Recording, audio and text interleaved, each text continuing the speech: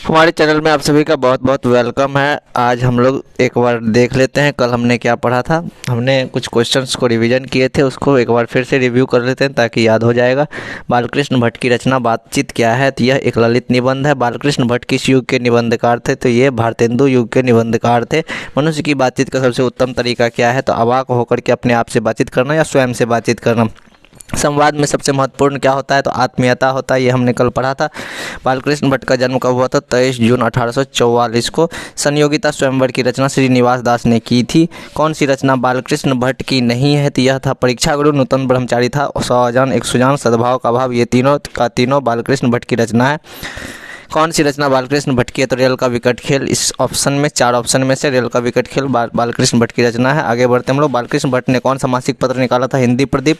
बातचीत किस विधा की रचना है, तो निबंध है। उसके बाद रॉबिन्सन क्रूसो 16 वर्ष के उपरांत मुख किसके मुख से एक बात सुनी थी, फ्राइडे के मुख से। बातचीत शीर्षक निबंध के निबंधकार कौन, तो बालकृष्ण भट्ट। बातचीत के माध्यम से बालकृष्ण भट्ट क्या बतलाना चाहते हैं, तो बातचीत की शैली, बातचीत का तरीका। भट्ट जी को किसने अंग्रेजी साहित्य के एडिसन और स्टील की श्रेणी में रखा, यानी एडिसन और स्टील से तुलना किया था, तो रामचंद्र शुक्ल ने। बालकृष्ण भट्ट का निवास स्थान कौन सा, तो इलाहाबाद उत्तर प्रदेश। बालकृष्ण भट्ट ने किस पत्रिका का संपादन किया था, तो हिंदी प्रदीप। बालकृष्ण भट्ट ने हिंदी प्रदीप नामक मासिक पत्रिका निकालना कब प्रारंभ किया था, 1877 में। कौन सी रचना बालकृष्ण भट्ट द्वारा रचित नहीं है, मेघदूतम, क्योंकि यह कालिदास के द्वारा रचित है। पद्मावती, वेणीसंगार, मेघनाथ वध, ये बालकृष्ण भट्ट का रचना है। कौन सा उपन्यास बालकृष्ण भट्ट के द्वारा रचित है, 100 अजान 1 सुजान, एक उपन्यास है। उसके ऊपर जो आपको महिला आंचल था, वो महिला आंचल फणीश्वर नाथ रेणु का, गोदान प्रेमचंद का था। नाटक के प्रारंभ में जो मंगल पाठ होता है उसको हम लोग नांदी पाठ कहते हैं। रॉबिन्सन क्रूसो कब तक मनुष्य का मुख नहीं देखा था, 16 वर्षों तक। बोलने से ही मनुष्य का साक्षात्कार होता है, यह किसने कहा था, बेन जॉनसन ने। असल बातचीत सिर्फ 2 व्यक्तियों के बीच में होती है, यह किसका मत था, एडिसन के हिसाब से 2 व्यक्तियों की बातचीत सबसे बेस्ट होती है।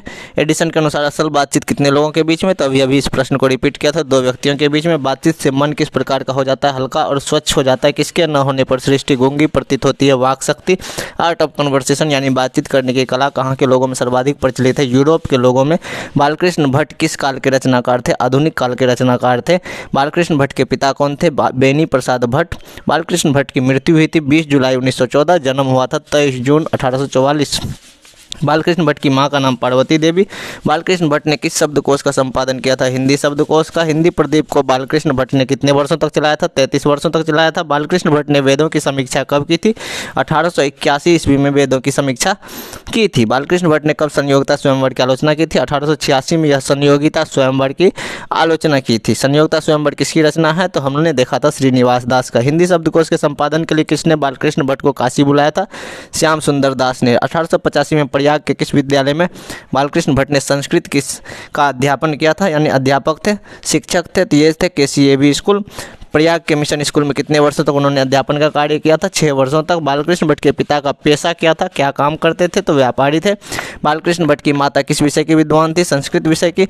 बालकृष्ण भट्ट ने मोटा मोटी कुल कितने निबंध लिखे थे, 1000 निबंध लिखे थे। उसको 2 पार्ट में इन्होंने विभाजित किया था, एक था पार्ट 1 पार्ट 2 करके ऐसा। एडिसन का मत क्या था, असल बातचीत सिर्फ 2 व्यक्तियों के बीच में होती है। बातचीत शीर्षक निबंध के अनुसार जो मवाद या धुआं जमा होता है भाप बनकर निकल जाता है, कैसे, बातचीत करने से, बातचीत के जरिए से। जैसा काम वैसा परिणाम का लेखक कौन, बालकृष्ण भट्ट। दमयंती स्वयंवर किसकी रचना है, तो बालकृष्ण भट्ट की रचना है। और इस तरह से हमने पूरा रिवीजन कर लिया कल जो मैंने पढ़ाया था। अब आगे हम लोग बढ़ते हैं। तो बालकृष्ण भट्ट के प्रमुख उपन्यास जिसमें कि हमने रिवीजन किया था, रहस्य कथा, नूतन ब्रह्मचारी, 100 अजान 1 सुजान, गुप्त वैरी, रसातल यात्रा, उचित दक्षिणा, हमारी घड़ी, सद्भाव का अभाव। अब यहाँ पर हमने हिंदी प्रदीप के बारे में देखा कि हिंदी प्रदीप जो है हिंदी वर्धनी सभा की ओर से प्रकाशित की गई थी। यह जो है भारतेंदु हरिश्चंद्र की प्रेरणा से बालकृष्ण भट्ट ने इस पत्रिका का संपादन करना शुरू किया था। इस पत्रिका का जो मुख्य विषय था उसमें सामाजिक, साहित्यिक, नैतिक और राजनीतिक था। हिंदी प्रदीप को जो है 33 वर्षों तक प्रकाशित किया गया। 1877 में इसका प्रकाशन शुरू किया गया था। जैसे ही हम आगे बढ़ते हैं तो इसमें हम देखते हैं बालकृष्ण भट्ट के प्रमुख नाटक। बालकृष्ण भट्ट के प्रमुख नाटक में पद्मावती, नल दमयंती, दमयंती स्वयंवर, किरातार्जुनिया, शिक्षादान, पतित पंचम, वेणी संहार, चंद्रसेन, मेघनाथ वध, शिशुपाल वध, सीता वनवास, कट्टर सुम की एक नकल, बृहन नल्ला, इंग्लैंडेश्वरी और भारत जन्नी, भारतवर्ष और कली, 2 दूरदेशी, एक रोगी और एक वैद्य, रेल का विकट खेल, बाल विवाह। बालकृष्ण भट्ट के प्रमुख प्रहसन भी थे। प्रहसन यानी कि एक तरह से कॉमेडी टाइप। तो जैसा काम वैसा परिणाम, नई रोशनी का विष, आचार्य विडम्बन। 3 प्रहसन, जैसा काम वैसा परिणाम, नई रोशनी का विष, एंड आचार्य विडम्बन। अगर हम में वाक शक्ति न होती तो क्या होता? अगर हम में वाक शक्ति यानी बोलने की शक्ति नहीं होती तो क्या होता? तो हम इसको इस तरह से आंसर लिखेंगे तो हमें नंबर मिल सकते हैं अच्छे। तो कैसे? तो लिखने का यहाँ पर क्या है, अगर हम में वाक शक्ति ना होती तो हम क्या होते? गूंगा होते, हम गूंगे होते, हम मूक बधिर होते। मूक बधिर का मतलब क्या था? जो बोल नहीं पाता है। सही बात है, हम गूंगे होते, हम मूक बधिर होते, हम समाज में बातचीत नहीं कर पाते, वार्तालाप नहीं कर पाते। तो ये सब सिंपल चीज़ें, ये हम अपने से भी आंसर लिख सकते हैं। तो पॉइंट वाइज हमें मिल गया तो हम आसानी से आंसर दे सकते हैं। हम अपनी बातों को अभिव्यक्त नहीं कर पाते। सही बात है, अपने मन के दुख के तकलीफ़ को, खुशी को किसी के सामने व्यक्त नहीं कर पाते। हम जानवरों के भांति होते हैं ना, जानवर का तबीयत खराब हो जाए तो वो किसी को बता नहीं पाता है। हम जो सुख दुख इंद्रियों के कारण अनुभव करते हैं वो भी नहीं बता पाते। हम अवाक रहने के कारण नहीं कह पाते, या फिर हमें कोई परेशानी होती तो हम अपनी परेशानी को किसी को नहीं बता पाते। अगला जो प्रश्न है कि बातचीत के संबंध में वेन जॉनसन और एडिसन के क्या विचार थे, ये भी प्रश्न पूछे जाते हैं। तो बातचीत के संबंध में वेन जॉनसन और एडिसन के विचार हमने ऑब्जेक्टिव में क्वेश्चन को देखा था। वेन जॉनसन के अनुसार क्या होता है? बोलने से ही मनुष्य के रूप का पता चलता है ना, यानी कि बोलने से ही मनुष्य के रूप का साक्षात्कार होता है। जब कोई व्यक्ति बोलता है तो उसके व्यवहार, उसके गुण का पता हम कर लेते हैं अनुमान लगा करके। वास्तव में जब तक मनुष्य बोलता नहीं है तब तक उसका गुण और दोष प्रकट नहीं होता है, ये वास्तविकता भी है। तो ये हम 2 पॉइंट यहाँ से लिख देंगे कि बोलने से मनुष्य के रूप का साक्षात्कार होता है। दूसरा, जब तक मनुष्य बोलता नहीं है तब तक उसका गुण और दोष प्रकट नहीं होता है। लेकिन एडिसन के अनुसार तो हमें लिखने का तरीका यही होना चाहिए ताकि टीचर को औरों के कॉपी से थोड़ा अलग लगे तुम्हारा कॉपी। एडिसन के अनुसार क्या है? असल बातचीत केवल 2 व्यक्तियों के बीच में ही हो सकती है। उसमें क्या था कि साक्षात्कार, बोलने से ही व्यक्ति का साक्षात्कार होता है, वेन जॉनसन के अनुसार। लेकिन एडिसन के अनुसार असल बातचीत 2 व्यक्तियों के बीच में ही हो सकती है। जब 2 व्यक्ति आपस में बात करते हैं तो क्या होता है? अपने दिल का बात दूसरे के पास, दूसरा आदमी जो है वह अपने दिल का बात हमारे पास बोलता है। उसको ऐसा लगता है कि यह हमारी बातों को सीक्रेट रखेगा, किसी को नहीं बताएगा। तो ऐसा ही कुछ होता है। हमें ये दोनों पॉइंट को लिख देना है। यदि किसी को PDF चाहिए प्रिंट करवाने के लिए तो वो प्रिंट करवा लेना, एक बार सुन लो, उसके बाद प्रिंट करवा के अपना पढ़ लेना। आर्ट ऑफ कन्वर्सेशन क्या है? आर्ट ऑफ कन्वर्सेशन का अर्थ क्या होता है? तो मैंने इसको पॉइंट वाइज लिख दिया, तो चूँकि आसानी से समझना भी आसान हो जाएगा, अपने भाषा में परीक्षा में लिख दोगे। तो आर्ट ऑफ कन्वर्सेशन, इसका अर्थ है बातचीत की कला। इसकी पूर्ण शोभा काव्य कला मंडली में है। जब कभी कविता सुनोगे, कभी काव्य सुनना यूट्यूब पे, कविता मंडली जब कविता बोलते हैं तो वह क्या होता है? उसमें कहीं ना कहीं बोलने का एक अच्छा कला होता है ना। किसी पर यदि व्यंग भी करता है तो बहुत अच्छे तरीके से, व्यंग का मतलब मजाक उड़ाना। श्रोताओं के लिए बातचीत कान को प्रिय और अत्यंत सुखदायी होता है। आर्ट ऑफ कन्वर्सेशन क्या होता है कि जब हम किसी बात, ऐसी बात, आर्ट ऑफ कन्वर्सेशन का मतलब ये हो गया कि जब हम किसी बातचीत को सुने तो कान लगा करके सुनते रहें, है ना। क्यों? क्योंकि वह बातचीत हमें, हमारी कानों को प्रिय लगता है और अत्यंत सुखदायी लगता है। इसका अन्य नाम यानी आर्ट ऑफ कन्वर्सेशन का दूसरा नाम क्या है? सुहृदय गोष्ठी। गोष्ठी का मतलब होता है वार्तालाप, बातचीत, एक जगह बैठ करके गोष्ठी करना, मीटिंग करना। लेकिन कैसा वाला? सुहृदय, जो हृदय को अच्छा लगे। इसमें बातचीत की मिठास बनी रहती है। बातचीत में कड़वाहट भी होता है, बातचीत में मिठास भी होता है ना। प्यार से कोई पानी मांग दे, बाबू पानी दे दो, तो दे देते हैं। और यदि गुस्सा से मांगे तो पानी पिलाओ, तो इस तरह से थोड़ा सा अच्छा नहीं लगता है। तो कहने का मतलब बातचीत में, आर्ट ऑफ कन्वर्सेशन में क्या होता है? बातचीत में मिठास बनी रहती है। आर्ट ऑफ कन्वर्सेशन का मूल मंत्र क्या है? बिना अभिमान और कपट का बातचीत करना। सही बात है। अभिमान का मतलब घमंड होता है, बिना घमंड का और बिना छल कपट का, बिना किसी द्वेष का बातचीत करना ही आर्ट ऑफ कन्वर्सेशन कहलाता है। यूरोप के लोगों का आर्ट ऑफ कन्वर्सेशन सबसे अच्छा है। तो किस देश का जो है सबसे अच्छा आर्ट ऑफ कन्वर्सेशन है? तो यूरोप का। मनुष्य के बातचीत का सबसे उत्तम तरीका क्या हो सकता है? इसके द्वारा वह अपने लिए कैसे सर्वथा नवीन संसार की रचना कर सकता है। तो ये भी प्रश्न है आपके किताब में।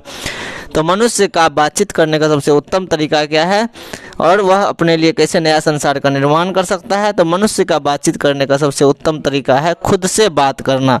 वह अपने अंदर ऐसी शक्ति विकसित करे, एक ऐसी शक्ति विकसित करे जिससे कि वह अपने अंदर क्या कर सके, अपने आप से बात कर सके, मन की चित्त को एकाग्र करके अपने आप से बातचीत करनी चाहिए। तो 3 चीज़ें हमने यहाँ सीखा। बातचीत करने का सबसे उत्तम तरीका क्या है? खुद से बात करना। अपने अंदर ऐसी शक्ति विकसित करे जिसके कारण वह अपने आप से बात कर ले। मनुष्य के चित्त को एकाग्र कर अपने आप से बातचीत करना चाहिए। मन को शांत करके खुद से बातचीत करना चाहिए ताकि हमें खुद के कमियों के बारे में पता चल सके। अब यहाँ पर क्या है, अगला जो क्वेश्चन है उसमें इसके द्वारा मनुष्य सर्वथा क्या करेगा? नवीन संसार की रचना करेगा। क्यों करेगा? जब हम खुद से बात करेंगे, अपने आप से बात करेंगे तो कैसे नया संसार का रचना होगा?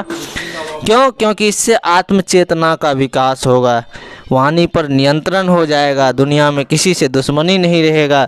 बिना प्रयास के हम बड़े बड़े अजय शत्रु पर भी विजय प्राप्त कर सकते हैं।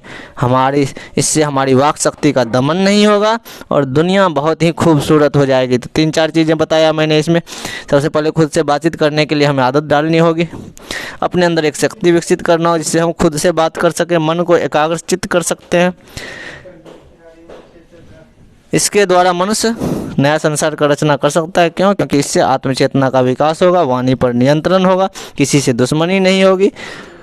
बिना प्रयास के हम अजय शत्रु पर भी विजय प्राप्त कर सकते हैं और इससे हमारी वाक शक्ति का दमन भी नहीं होगा और दुनिया खूबसूरत हो जाएगी। अब अगला प्रश्न है, बातचीत शीर्षक कहानी का सारांश लिखें। बातचीत निबंध में निहित विचारों का स्पष्ट करें। बातचीत निबंध की क्या विशेषता है? तीनों एक ही तरह का प्रश्न है, लगभग इसका आंसर भी सेम ही होगा। तो बातचीत कहानी का सारांश यदि देखते हैं तो कहानी का शीर्षक है बातचीत, कहानी की विधा है ललित निबंध, कहानी के लेखक हैं बालकृष्ण भट्ट। यहाँ पर 3 चीज़ें हैं, कहानी का शीर्षक बातचीत, कहानी की विधा ललित निबंध, लेखक है बालकृष्ण भट्ट। बालकृष्ण भट्ट बातचीत निबंध के माध्यम से ईश्वर के द्वारा दी गई अनमोल शक्ति, वाक शक्ति का सही इस्तेमाल करने को बताते हैं। भगवान ने हमें एक ऐसी शक्ति दी है, बोलने की शक्ति, और इसके इस्तेमाल सही तरीके से करना चाहिए, ऐसा बालकृष्ण भट्ट ने कहा है। यदि वाक शक्ति मनुष्य में न होती तो हम नहीं जानते कि इस गूंगी सृष्टि यानी दुनिया का क्या हाल होता। घरेलू बातचीत क्या है? मन रमाने का एक ढंग है। इस कहानी का पूरा डिटेल्स जो हमने पढ़ा है उसको लिख देना है। कहानी में बूढ़ों, बूढ़ियों, लड़कियों, लड़कों, पंडितों, पढ़े लिखे, अनपढ़ों, नौकरी पैसा वाले लोगों के बातचीत करने के तरीका के बारे में बताया है।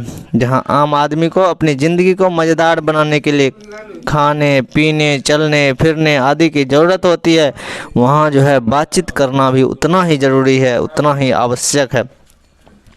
हमारे मन में मवाद और धुआं जमा रहता है जो बातचीत के जरिए भाप बनकर निकल जाता है। बातचीत से चित्त हल्का और स्वच्छ हो जाता है, परम आनंद और मग्न हो जाता है। क्योंकि हमने अभी क्या देखा, ऑब्जेक्टिव में भी यहाँ से बहुत सारा पॉइंट था। बातचीत एक खास तरह का बातचीत का मज़ा है। मनुष्य जब तक बोलता नहीं है तब तक उसका गुण दोष प्रकट नहीं होता है। बेन जॉनसन तो यही बोला था कि बोलने से ही मनुष्य का साक्षात्कार होता है। एडिसन क्या बोले थे? 2 व्यक्तियों के बीच का बातचीत सबसे बढ़िया होता है। 4 या 4 से अधिक लोग बातचीत करें तो रमा रमावल कहलाती है। यूरोप के लोगों में बातचीत का हुनर को क्या कहते हैं? आर्ट ऑफ कन्वर्सेशन कहते हैं, जिसके कान को सुनकर के अत्यंत सुखदायी सुख मिलता है। आर्ट ऑफ कन्वर्सेशन यानी ऐसी बातचीत जिसको सुनकर कान को सुख मिले, हृदय को सुख मिले। बालकृष्ण भट्ट के अनुसार बातचीत का उत्तम तरीका अपने आप से बात करना। खुद से बातचीत करने पर हमेशा नवीन संसार की हम रचना कर सकते हैं। तो ये सारा पॉइंट है, पॉइंट वाइज हम लिखेंगे तो हमारा आंसर बेहतर हो जाएगा। रमा रमोवल का क्या अर्थ है? इसका वाक्य में प्रयोग करें। रमा रमोवल यानी 4 या 4 से अधिक व्यक्तियों के बीच की बातचीत को रमा रमोवल कहते हैं। जैसे श्याम, मोहन, राम, सोहन रेलगाड़ी में रमा रमोवल कर रहे हैं यानी बातचीत कर रहे हैं। अब यहाँ पर व्याख्या करें। हमारी भीतरी मनोवृत्ति प्रतिक्षण नए नए रंग दिखाया करती है। वह प्रपंचात्मक संसार का एक भारी आईना है जिसमें चाहो जैसी सूरत देखना कोई दुर्घट बात नहीं है। प्रस्तुत पंक्तियाँ, सबसे पहले लिखने का तरीका सीख लेना है। प्रस्तुत पंक्तियाँ बालकृष्ण भट्ट के द्वारा रचित तो यहाँ पर क्या हो गया? प्रस्तुत पंक्तियाँ बालकृष्ण भट्ट के द्वारा रचित बातचीत शीर्षक से लिया गया है। इस पंक्ति के माध्यम से लेखक कहना चाहते हैं। इतना तो हर जहाँ भी व्याख्या करना हो, भावार्थ लिखना हो, उन जगहों पर ये 2 लाइन अपने से लिखना है। प्रस्तुत पंक्तियाँ बालकृष्ण भट्ट के द्वारा रचित बातचीत शीर्षक से लिया गया है। इस पंक्ति के माध्यम से लेखक क्या कहना चाहते हैं? जब समाज में मनुष्य रहता है तो समाज के ही भाषा को सीखता है। कभी वह क्रोध करता है तो कभी मीठी बातें बोलता है। इस द्वंद्व की स्थिति में व्यक्ति का तो काले चरित्र का पता ही नहीं चलता है। मनुष्य के मन में क्या होता है, मनुष्य का मन गिरगिट की तरह बदलते रहता है। इसी कारण लेखक ने क्या कहा है, मन को प्रपंचात्मक कहा है, छल कपटी कहा है, कब बदल जाए पता नहीं। मन आईना के समान होता है। इस संसार में छल प्रपंच झूठ प्रेम सब होते हैं और इसके कारण मन बड़ा ही चंचल रहता है। इसमें क्या कारण है, ऐसा क्यों होता है, छल प्रपंच झूठ प्रेम क्यों होते हैं दुनिया में, क्योंकि मन चंचल होता है, कब बदल जाए पता नहीं। चित्त पर यदि हमारा नियंत्रण हो गया, आत्मा पर हमारा नियंत्रण हो गया तो बड़े से बड़े अजय शत्रु जिसे हम नहीं हरा सकते हैं उसको भी हम आसानी से अपने वश में कर सकते हैं। अगला जो हमारा व्याख्या करने वाला है, सच है कि जब तक मनुष्य बोलता नहीं है तब तक उसका गुण और दोष प्रकट नहीं होता है। इसको भी लिखेंगे उसी तरह से। प्रस्तुत पंक्तियां बालकृष्ण भट्ट के द्वारा रचित बातचीत शीर्षक से लिया गया है। इस पंक्ति के माध्यम से लेखक कहना चाहते हैं, ये हेडिंग हमको देना है, उसके बाद फिर पॉइंट वाइज लिख सकते हैं। मनुष्य बातचीत के दौरान अपने आप पर काबू नहीं कर पाता है तो वह दोष है। यदि बातचीत के सलीके सीख करके वह सलीके के साथ बातचीत करता है तो वह गुण है। मनुष्य के मुक्त रहने यानी बंद नहीं बोलने के कारण उसके चरित्र का पता नहीं चलता है, लेकिन जब वह कुछ बोलता है तो उसके माध्यम से हम उसके गुण और दोष प्रकट होने लगते हैं। जब दो आदमी एक साथ बातचीत करते हैं, दोनों एक दूसरे के दिल को खोल देते हैं एक दूसरे के सामने और मनुष्य के व्यक्ति का या मनुष्य के गुण और दोष दोनों प्रकट हो जाते हैं। बोलने से मनुष्य का साक्षात्कार होता है, उसी से उसकी पहचान सामने आती है। अब यदि पूछ दिया बातचीत शीर्षक के लेखक का जीवन परिचय, तो बालकृष्ण भट्ट के बारे में शॉर्टकट में मैंने जीवन परिचय बता दिया है। जन्म हुआ 20 जून 1844, निवास स्थान इलाहाबाद उत्तर प्रदेश, माता का नाम पार्वती देवी, पिता का नाम बेनी प्रसाद भट्ट, जो हम लोगों ने पहले पढ़ा है। शिक्षा संस्कृत के शिक्षक, अध्यापन कार्य किया, संपादन किया, लेखन कार्य किया, नाटक लिखा, निबंध लिखा। विशेष परिस्थिति कब आया इसके जीवन में, पिता के मरने के बाद आर्थिक तंगी आ गई। रचना इन्होंने क्या क्या, शिक्षा दान, गुप्त वेड़ी, रेल का विकट खेल, सीता वनवास, बहुत सारा था इसमें, मेघनाथ वध। निधन कब हुआ तो 20 जुलाई 1914। बालकृष्ण भट्ट के समकालीन साहित्यकार कौन कौन थे, बालकृष्ण भट्ट के समय में कौन कौन से साहित्यकार इनके समकालीन थे, तो भारतेंदु हरिश्चंद्र, प्रताप नारायण मिश्र, प्रेम घन, राधाचरण गोस्वामी इत्यादि।